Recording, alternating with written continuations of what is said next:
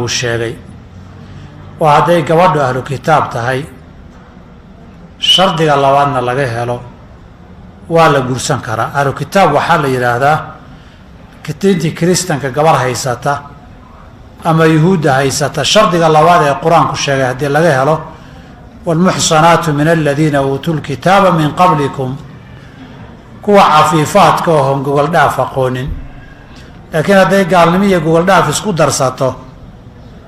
dee wax loogu xishaaban la garanaynin. cumar oo ka tirsan aqalka koongareeska ee dalka Mareykanka ayaa taageero magac ku heshay inay noqotay gabadhii ugu horeysay iyadoo xijaaban ka soo muuqata aqalka koongareeska ee Mareykanka, balse hadda waxaa soo shaabaxday arrin ay ka xanaaqeen Soomaalida oo ay ku diideen taasi oo ah in nin Kristaano ay guursatay kadib ka tegidii Axmed Xirsi.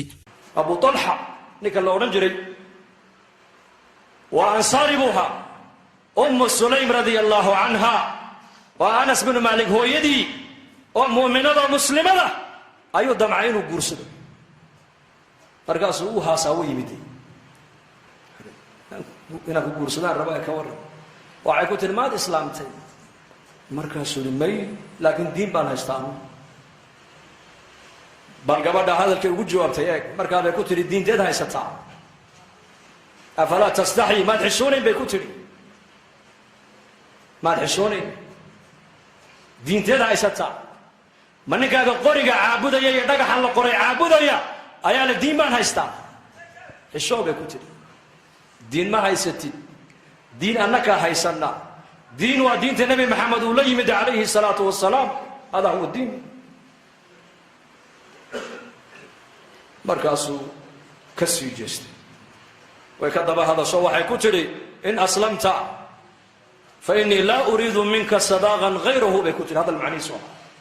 ya Abaa Talha soo noqo bay ku tiri haquusan kaalay haddaad soo islaamtid haddaad soo islaamtid bay ku tiri mahar iyo mariin dumarku ragga waxay xaq ugu lahaayeen kaa dooniba maayo islaamnimada aad soo gashay ayaan meherkayga iyo mariinkayga u qaadan bay ku tiri. maxaa gabadha agteeda qiimo lahaa bal ii sheega ninkaa inuu islaamu naar ka badbaado cajiib oo islaam wuxuu yidhi ma intaa unba ahaa waxba iga dooni maysid waxba kaa dooni maayo islaam bas. waayahay Anas radiyallahu anhu oo khaadimkii nabigeenna ah oo iyadana inankeygiya ayay ku tiri hooyo gacanta qabo nabiga u geed sallallahu alayhi wasallam. markaasaa nabiga loo keenay markaasuu nabiga hortiisa ku ashahaatay markaasay ku tiri soo celi Anasow markuu islaamo markay u soo celiyey ayay ku tiri haddaba Anasow hooyada u guri bay ku tiri yani hooyada maanta laga bilaaba ku ogow bay ku tiri maaragtaan waa kaas ninka maadaama ballankii buuxiyey ana ballankayga waan buuxiya waa ninkaygii bay tiri. Abu Talha gabadh cajiib ahayd Sulaym يا ريت haweenkeenu ma gabadha ku daydaana dumarkeenu hadday horumar doonayaan hadday taariikh fiican doonayaan hadday ilaahay radihiisa doonayaan may haweenka ku daydaana haweenka saxaabiyaadka gol yahay baa jira qur-aankuna uu sheegay waa hadday gabadhu ahlu kitaab tahay shardiga labaadna laga helo waa la guursan karaa. ahlu kitaab waxaa la yidhaahdaa diintii kiristanka gabar haysata ama yuhuudda haysata shardiga labaad ee qur-aanku sheegay haddii laga helo waalmuxsanaatu min aladiina uutuu lkitaaba min qablikum,